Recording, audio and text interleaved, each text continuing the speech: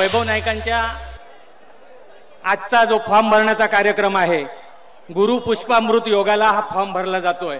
त्यामुळे वैभव नाईकांचा विजय हा आजच निश्चित झालेला आहे।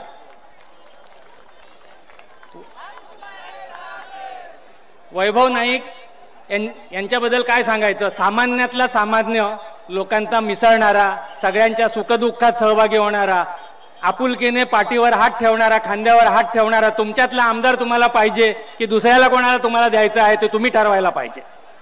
या कुडाळ वेंगुर्ला मतदारसंघ पूर्वी होता, त्या कुडाळ वेंगुर्ला मतदारसंघाचे आमदार होते SN देसाई। ते SN देसाईंना काही काळ मंत्रिपद मिळालं, ते सुद्धा राज्यमंत्रीपद होतं। छोटीशी सत्ता असताना सुद्धा या कुडाळ तालुक्याचं वैभव आणि शान असणारे MIDC या जिल्ह्यामध्ये SN देसाईंनी आणली। परंतु नंतरच्या काळामध्ये या जिल्ह्यामधील मतदारांनी आपण ज्यांना अमर्याद सत्ता दिली त्यांना ती MIDC तुझा सुस्थितीत ठेवता आली नाही, आणि आज ते तुम्हाला सांगतायत की आम्हाला विकास करायचा आहे म्हणून मतं द्या। तुम्ही विचार करायला पाहिजे की यांना एवढी वर्ष सत्ता दिली, अमर्याद सत्ता या जिल्ह्याची दिली, तर यांना विकास करता आला नाही। आता हा विकास कुठचा करणार आहेत आम्हाला माहिती नाही। दुसरी गोष्ट मला इथे सांगायची आहे, हे भाजपवाले आणि मिंदेचे नेते सगळे काँग्रेसवर टीका करतात घराणीशाहीची। आज ह्या घराणीशाहीवर भाजपचे नेते आणि मिंदेचे नेते बोलणार आहेत का, हा प्रश्न आहे। फक्त घराण्याला सत्ता पाहिजे का, सर्वसामान्य लोकांना सत्ता नको का? मग सर्वसामान्य लोकांना एखादा उमेदवार का दिला नाही? मग ही घराणीशाही चालते का, हा मोठा प्रश्न आहे।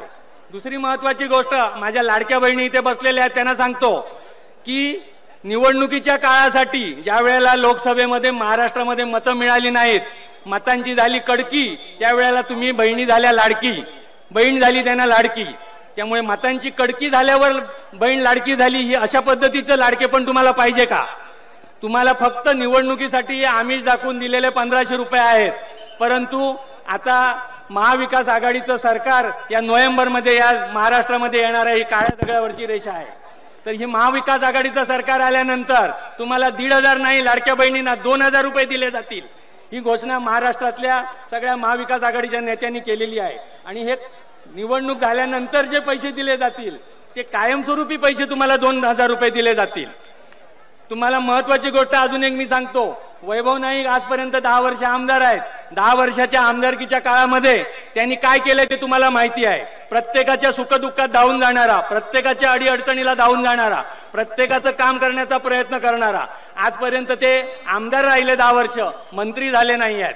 परंतु या वेळेला तुम्ही आज जसं आशीर्वाद द्यायला इथं मोठ्या संख्येने जमलात, तसंच 20 तारीखला मतांचं भरभरून आशीर्वाद जेव्हा वैभव नाईकना मशाल चिन्हावर बटन दाबून द्याल, त्यावेळेला विधानसभेमध्ये हॅट्रिक करून वैभव नाईक जातील आणि या महाराष्ट्राचे मंत्री होतील आणि पालकमंत्री होतील, आणि त्यानंतर विकास कसा असतो तो तुम्हाला दाखवून देतील। त्यामुळे त्यांना भरभरून आशीर्वाद द्या, भरभरून मतं द्या। 20 तारीखला मशाल या चिन्हाच्या समोर असलेलं बटन दाबा आणि त्यांना विजयी करा, एवढं आवाहन करतो आणि थांबतो। जय।